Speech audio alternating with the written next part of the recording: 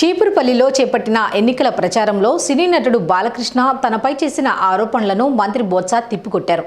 శనివారం ఆయన మీడియా సమావేశంలో మాట్లాడారు. విద్యారంగంపై బాలకృష్ణ అవగాహన లేకుండా మాట్లాడుతున్నారని, విద్యారంగ అభివృద్ధిపై బహిరంగ చర్చకు సిద్ధమా అంటూ సవాల్ చేశారు. సెలబ్రిటీలు కాబట్టి ఏది మాట్లాడితే అది చెల్లిపోతుందని అనుకుంటున్నారని, విద్య గురించి తెలియకపోతే తెలుసుకోవాలని అన్నారు.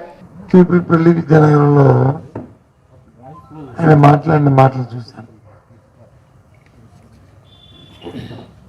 కాగితాలు పట్టుకొని కష్టపడి చూసి కింద పడి మీద పడి ఏదో మాట్లాడుతున్నాడు. సినిమాల్లో ఎలాగైతే స్క్రిప్ట్ చదువుతారో అదే లైన్లో తెలుసుకున్నాను.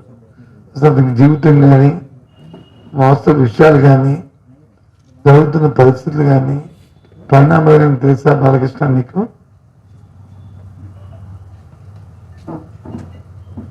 ఈ జిల్లా భౌగోళిక పరిస్థితులు కానీ, కానీ రాష్ట్రంలో జరుగుతున్న 7 సంవత్సరాల్లో మా పార్టీ తీసుకున్న నిర్ణయాల మీద నీకు అవగాహన ఉందా?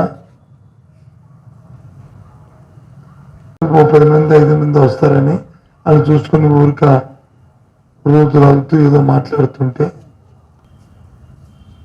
ఆయన విద్య గురించి, విద్యాశాఖ గురించి మాట్లాడుతున్నాడు. తెలియకపోతే తెలిసి మాట్లాడు, లేకపోతే ఎవరిదైనా తెలుసుకో.